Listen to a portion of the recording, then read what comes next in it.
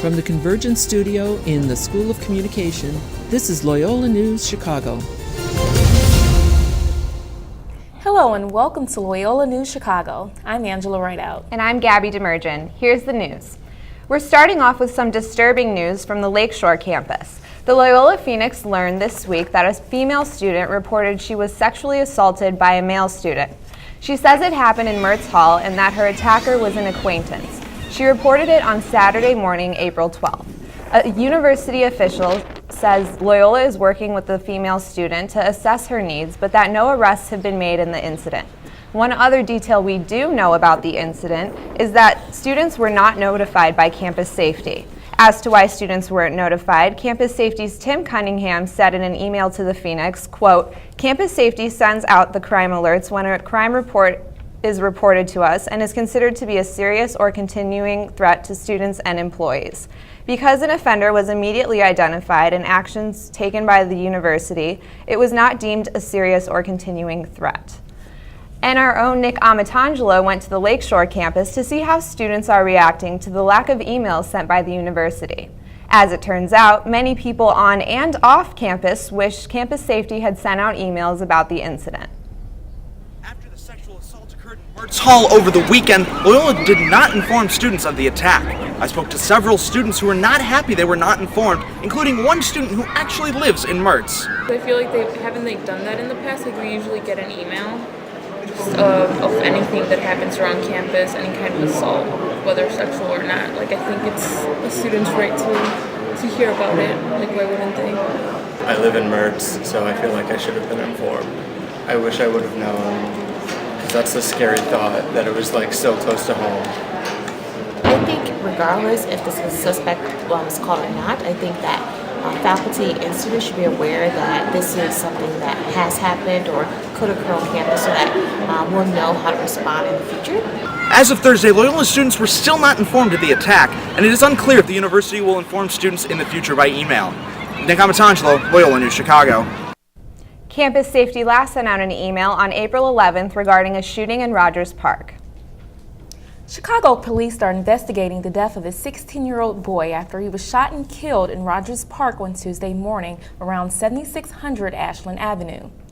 This is one of several shootings and gun-related deaths that have happened in Rogers Park over the last few weeks, and some incidents were relatively close to Loyola's Lakeshore campus. In late March, a man and his adult son were shot around the 1500 block of Morris Avenue. On April 8th, 2 more people were shot and 1 man was killed in front of a convenience store at 1600 Howard Street. 3 days later, a 21-year-old man was shot in the face around 1600 Morris Avenue. And on the same day, a woman was shot in the arm while sitting in her car at 6600 North Sheridan Road, which is a block and a half away from Fordham Hall. Rogers Park has the fastest dispatch time in the city. A report from the Chicago Sun-Times ranks the city's 24th police district as number 1 with a dispatch time of only 2 minutes and 36 seconds. The city's average time is almost 2 minutes more. The dispatch time covers how long it takes for a police car to be sent out after a call. Areas with the slowest dispatch times are the south and west sides, where some dispatch times are over 8 minutes. Loyola's social justice magazine, Mosaic, was released this week, and this year's issue deals with gun violence. The magazine, produced by a Loyola journalism class, focuses on their many diverse issues surrounding gun violence in Chicago. Some of the articles include one about amendment rights, iPhone thefts, and how some gangs are using the internet to establish their reputation. Another article interviews one Loyola law student who was robbed at gunpoint. Azariah Bryant shares his story and explains why he decided not to report the incident. When the other person on the other side of the gun of that barrel is someone that looks just like you, that could be your little brother, that could be your cousin, it changes the perspective. Mosaic magazine is on display and available to read in the School of Communication. A recent intrusion in a Loyola residence hall is prompting new discussions about safety on campus. Milat Mehta reports the discussion couldn't be more timely. When the other person on the other side of the gun of that barrel. Loyola is home to over 10,000 undergraduate students. About half of these students live in one of Loyola's 20 residence halls. Even though residence halls are monitored closely, they are not completely free of crime. Despite the safety precautions, there can still be potential problems in the halls. I'm a resident assistant here at Loyola and am currently standing in Regis Hall, where earlier in April 2 residents reported that their room was broken into and their things were moved around. Regis is one of 10 halls that have a desk receptionist, so students cannot get in without a valid ID. Resident Anna Bjorky is wary about unauthorized students sneaking into areas without desk receptionists. Bjorky takes extra precaution because she is close to a situation with an unwanted visitor. I know one of my friends had someone try to get into her room while she was in it. So, I guess that's kind of scary, but yeah. Bjorky says she is paranoid about leaving her door unlocked and always double checks to make sure it's closed. The Department of Residence Life tries to create a safe environment, but Assistant Resident Director Russell Evasion says that residents should be more proactive about their safety. When letting someone in who's not a resident of your building, you have the potential to cause harm to other residents in the area. So they could have stuff stolen from their room, they could have vandalism in the building, and you would be responsible for that, and we don't want that to happen. Evasion says to take extra precaution as the school year wraps up because there's a greater opportunity for theft during move-out. Milap Mehta, Loyola News Chicago. Residence Life is expecting record occupancy for the upcoming school year, making safety in the residence halls all the more important. We have a correction to make on a story we brought you last week about weddings at Madonna della Strada Chapel. A university source had told us that the chapel only hosts about 3 weddings a year. We have since learned from other sources that the number is considerably higher, an average of 40 per year. This year, 42 wedding ceremonies are scheduled in the chapel. Coming up on Loyola News, another way for Loyola students to travel without hopping on the L. And find out why it's no longer an insult to be throwing like a girl. More on that when we come back.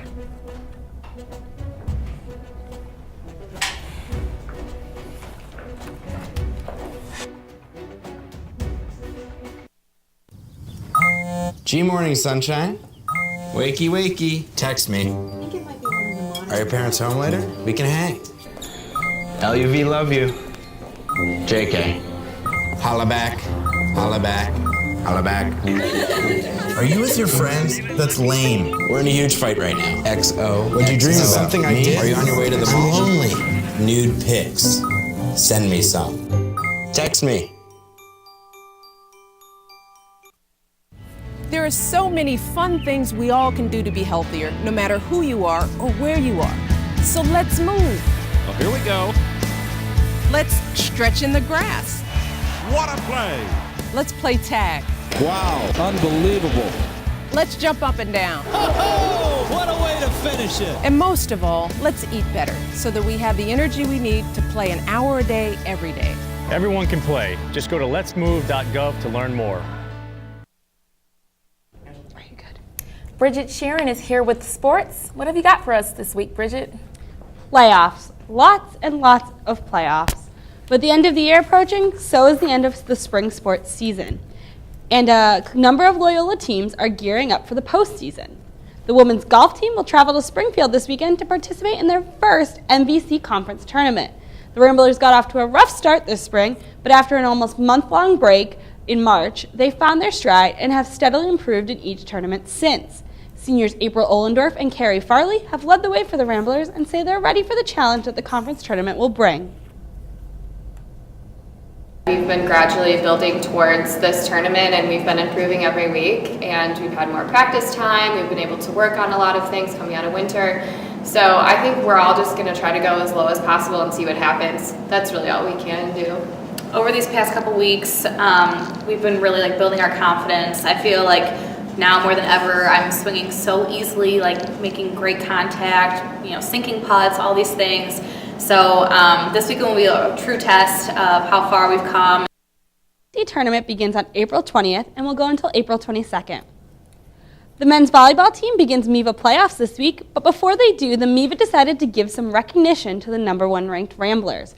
Sophomore Thomas Jeschke was named MIVA Player of the Year. Jeschke led the way for the Loyola this year with a team-best kills average and 2.13 digs per game.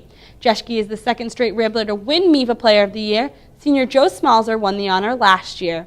Along with being named Conference Player of the Year, Jeschke was also named the first team All-MIVA team. He was joined on that list by teammates Cody Caldwell and Smalzer. Sophomore Nick Olson was named to the second team All-MIVA. And finally, head coach Shane Davis was named MIVA Coach of the Year.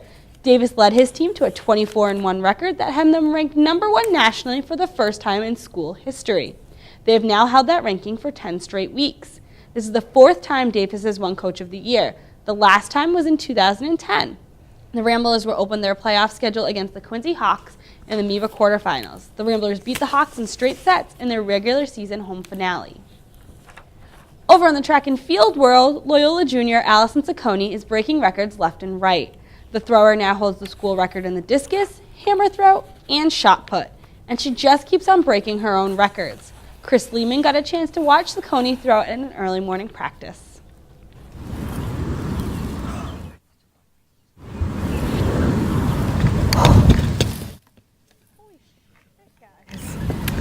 I'm Allison Ciccone. I want to be one of those kids that's on like the national level. So that, like, trying to get my name known and like becoming an All-American is the ultimate goal. My family like helps drive me. Like they keep me going. Like even like all my teammates are great, but like they help me motivate me because they just keep reminding me through like the slumps that like, oh, like it's okay, you're gonna get there, and then like I just want it so badly, like every lift and stuff, and just like this sucks, but like it'll be worth it in the end. In addition to her family, throws coach Pat McGarry has played a large role in Ciccone's success. He's the best coach I've ever had in anything.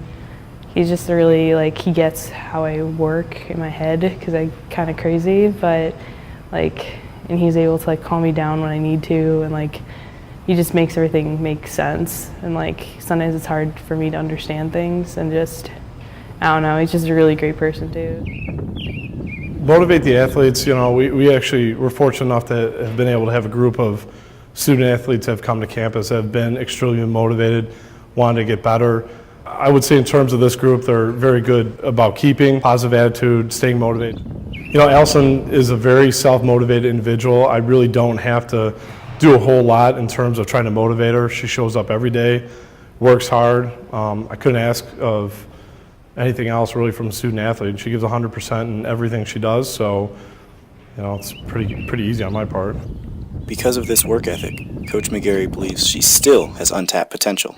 You know, I definitely think Allison's a national level type thrower, and I think she's just starting to scratch the ceiling. She's starting to realize how good she is. I really don't think she has any weaknesses at this point. I think she's going to be fine.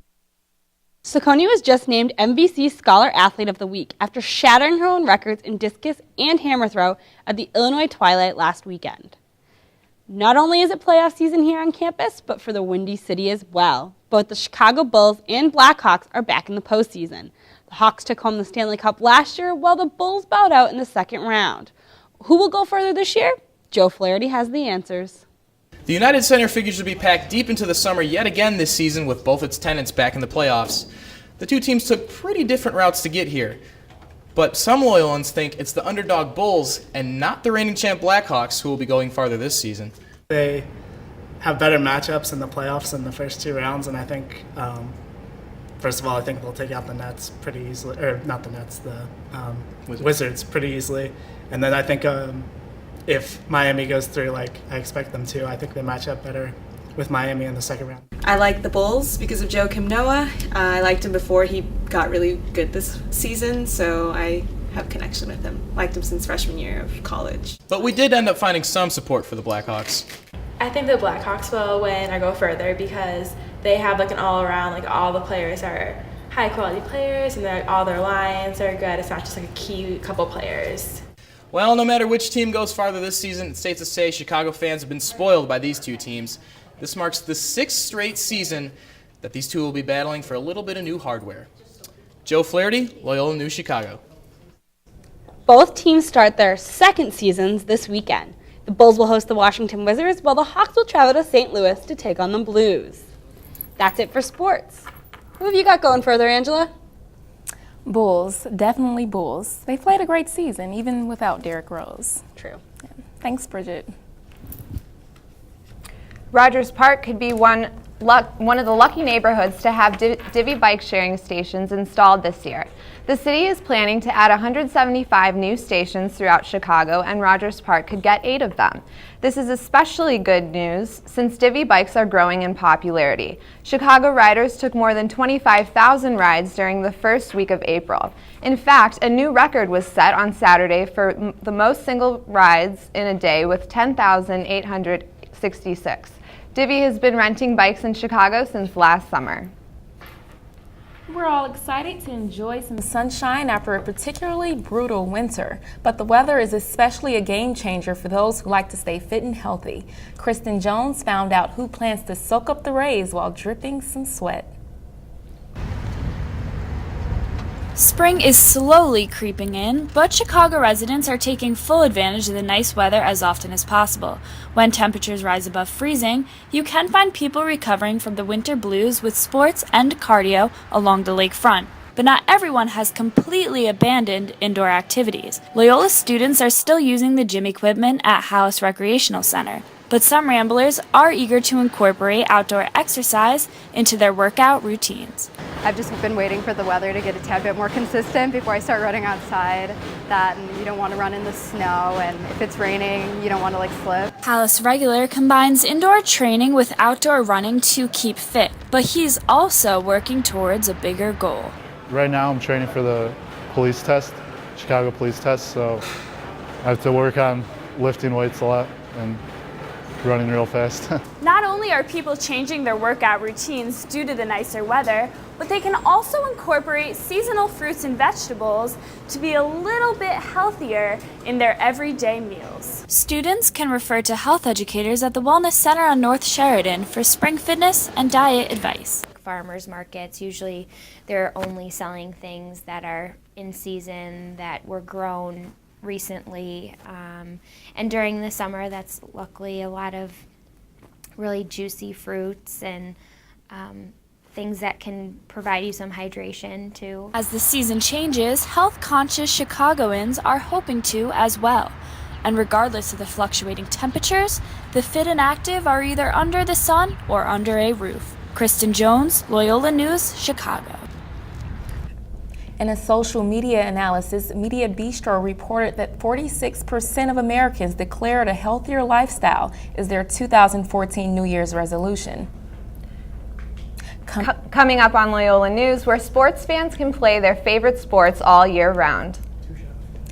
And our Loyola Extra won't string you along, but it is pretty cheesy.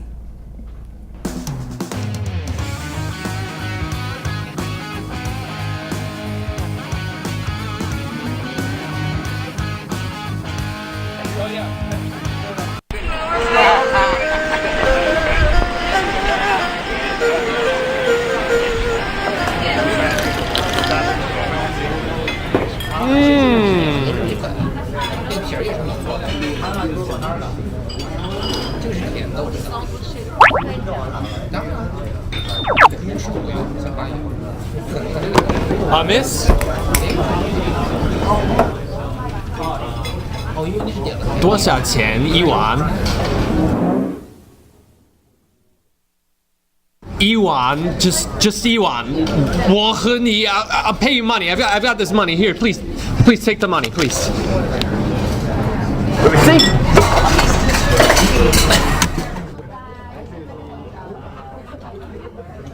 把他带走。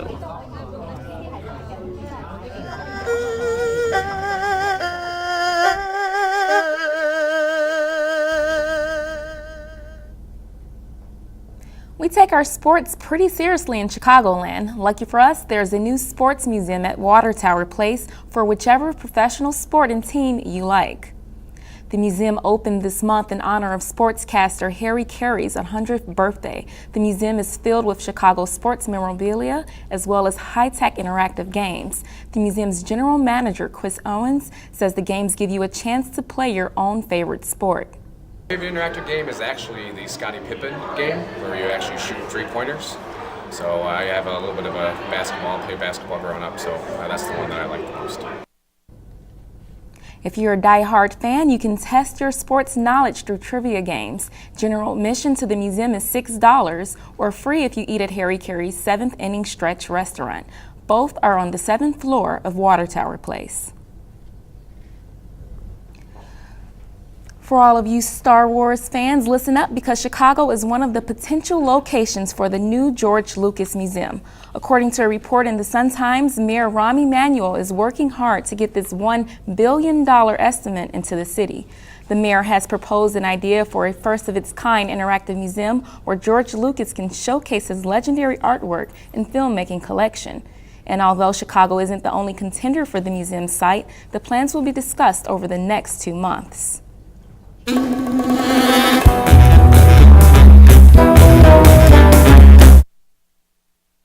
Megan Carabelli is here with today's Loyola News Extra.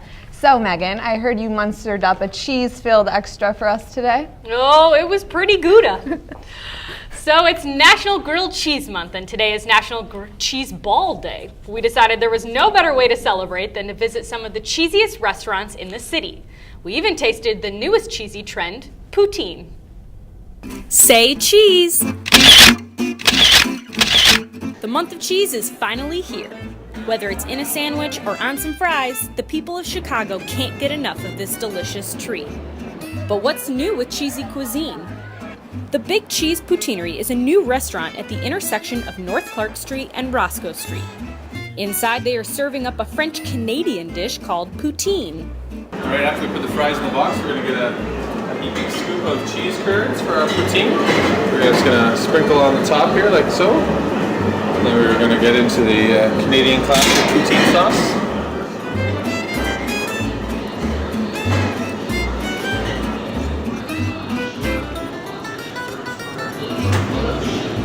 There we have the traditional poutine from the Big Cheese. The Big Cheese makes more than just traditional poutine with gravy and cheese curds. They have more than 25 different flavor combinations, from the notorious PIG with bacon and Italian sausage to the Taco Luchador with ground beef, salsa, and Fritos. But the Big Cheese Poutineery isn't the only one mixing up a traditional dish. Cheesy's off of the Belmont Red Line stop is serving up some gourmet grilled cheeses. From the caprese sandwich with mozzarella and tomato to the melt with Chihuahua cheese, chicken, bacon, and Thousand Island dressing. Cheesy's is also known for their Cheesy's challenges, one of which involves eating a 4-pound grilled cheese sandwich and a pound of fries. Our own Joe Flaherty decided he was up to the task of demolishing the 5-pound meal. It says 5 pounds. We're going to see if that's the cap. I could possibly order dessert afterwards. I've been looking at some pictures. It's not all that much in my opinion. He started out strong in the first 3 out of 6 grilled cheese sandwiches that made up the plate. While he believed it would be Swiss and easy, it turned out to be sharper than he thought. Just like a good cheddar, Joe just needed some time to age. There's like a solid 4 out of the 5 pounds of that is cheese. And you better have a hankering for cheese coming in here. I'm not going to eat cheese again for at least a month. But one thing's for sure, right now cheese is on everyone's mind. And in their stomachs. I'm just gonna let that image of Joe shoving cheese into his mouth pasteurize with you for a bit. Just let it sink in. Thanks, Megan. If you're feeling full of that cheese, the Biggest Loser reality show is holding auditions near Chicago. Contestants can win $250,000 for losing the most weight on screen. Auditions are this Saturday from 10 a.m. to 6 p.m. at the Biggest Loser Resort in Ithaca. Anyone interested in registering can visit biggestlosercasting.com for instructions. That's our news for today. Thanks for watching. We'll be back next week with another edition of Loyola News Chicago. Have a good day. Say cheese! The month of cheese is finally.